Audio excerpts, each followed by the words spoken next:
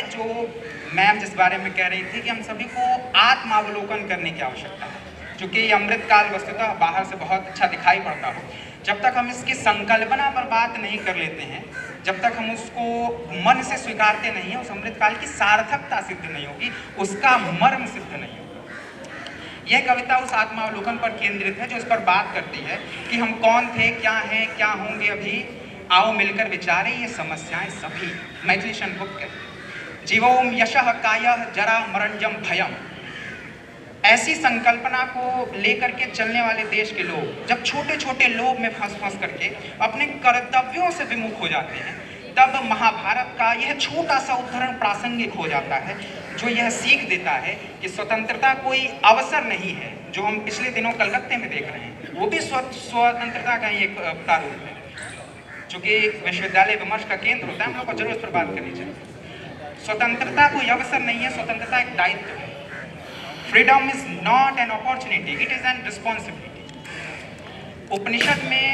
उपनिषद का ऋषि कहता है कि चल रहा महाभारत का रण, जल रहा धरित्री का सुहाग, फट कुरुक्षेत्र में खेल रही नरके भीतर की कुटिल आग, बाजियों गजों की लौथों में गिर रहे मनुज के छिन्न अंग, बह रहा चतुष्पद और द्विपद का रुधिर मिश्र हो एक संग, गत्तर गैरय सुधर भूधर से लिए रक्त रंजित शरीर, थे जूझ रहे कौन्तेय कर्ण छन छन कर गर्जन गंभीर, दोनों रणकुशल धनुर्धर नर, दोनों संबल दोनों समर्थ, दोनों पर दोनों की अमोघ थी विशिख दृष्टि हो रही व्यर्थ।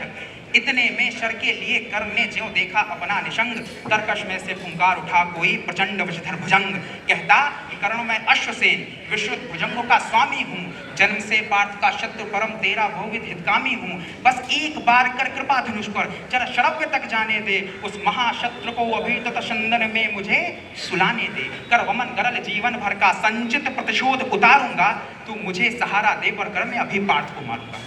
तो कर्ण कहता है, राधेय जरा हंसकर बोला कि रे कुटिल बात क्या कहता है, नरका समस्त साधन जय का अपनी बाहों में रहता है, उस पर भी सांपों से मिलकर मैं मनुष्य से युद्ध करूं, जीवन भर जो निष्ठा पाली उससे आचरण विरुद्ध करूं। अगली पंक्ति बहुत महत्वपूर्ण है, जीवन भर जो निष्ठा पाली उससे आचरण विरुद्ध करूं, तेरी सहायता से जय तो मैं अनायास पा जाऊंगा, पर आने वाली मानवता को मैं क्या मुख दिखलाऊंगा, संसार कहेगा जीवन भर सब सुकृत कर निक्षार किया, प्रतिभट के वध के लिए नीच ने सर्पों का संहाय लिया, रे अश्वसेन तेरे अनेक वंशज हैं छिपे नरों में भी, सीमित वन में ही नहीं बहुत बसते प्रोग्राम घरों में भी, और यही नरभुजंग मानवता का पथ बहुत कठिन कर देते हैं, क्योंकि प्रतिभट के वध के लिए नीच सहाय सर्व का देते हैं।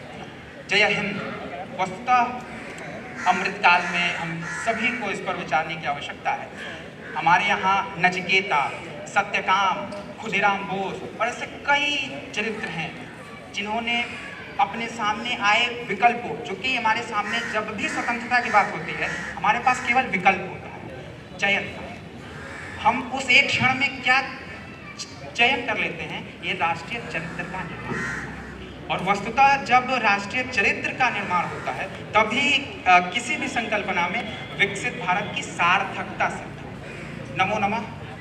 बहुत बहुत धन्यवाद अंकित, बहुत खूबसूरत प्रस्तुति।